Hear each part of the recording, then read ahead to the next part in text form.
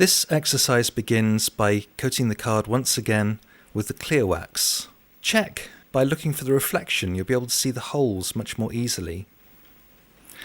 And now in this exercise, Elisabeth is going to apply red and blue wax, spread that around on the card, and then drop silver and float that over the colours as an exercise of control, dividing, separating, recombining, finding shapes and forms in the wax as she goes.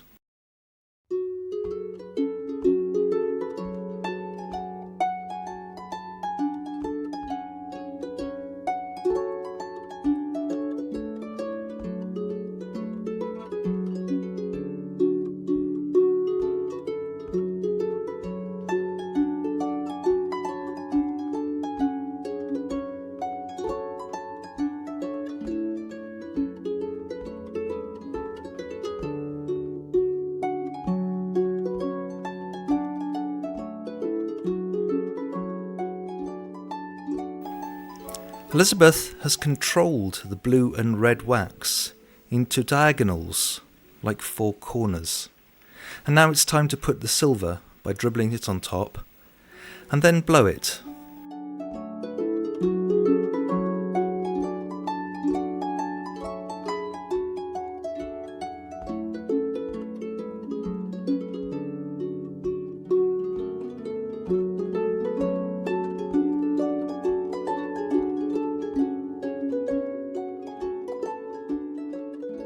You can see already that the silver pigment doesn't really mix, but rather floats on top of the other colours. And Elisabeth is controlling it into a line at this point. There's always an opportunity to change it. And you can change oil paintings also, but with encaustic it's easier to change it, and sometimes there comes a gift. Yeah. And then that is beautiful, so you can use that gift.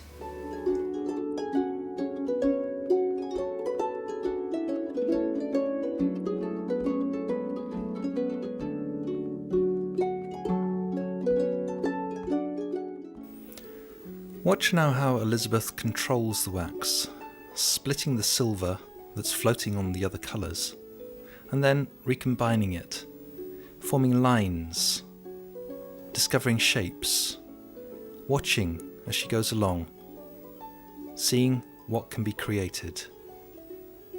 And always change can occur.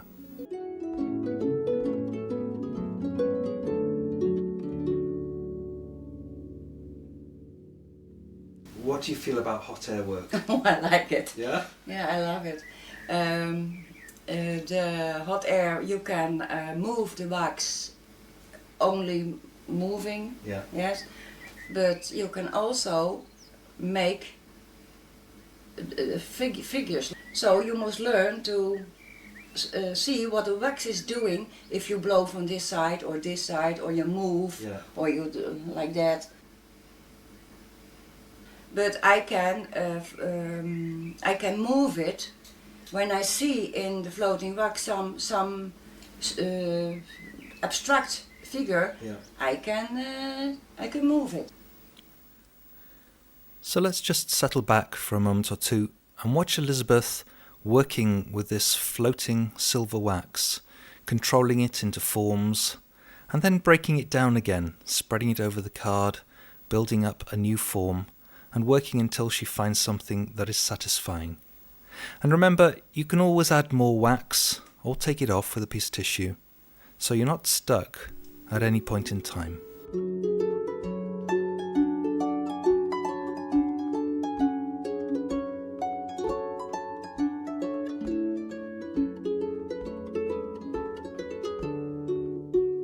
Let's just recap on what's important when doing hot air gun work.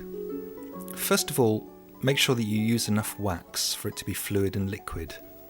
And remember, clear wax applied first helps flowing and movement. Once the wax is molten, use the lowest temperature that you can to keep the molten wax flowing. Too much heat will make the final piece more brittle through time, and remember that thick wax should be made sound and safe by fixing to a rigid support to keep it stable. Now if the wax smokes, it is way too hot. Turn the heat down. If it stops flowing, then add more wax.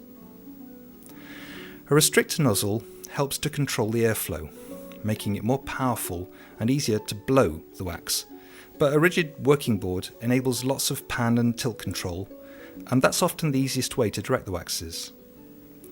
Finally, place the hot air gun or nozzles safely out of the way and avoid them contacting combustible materials whilst they're hot.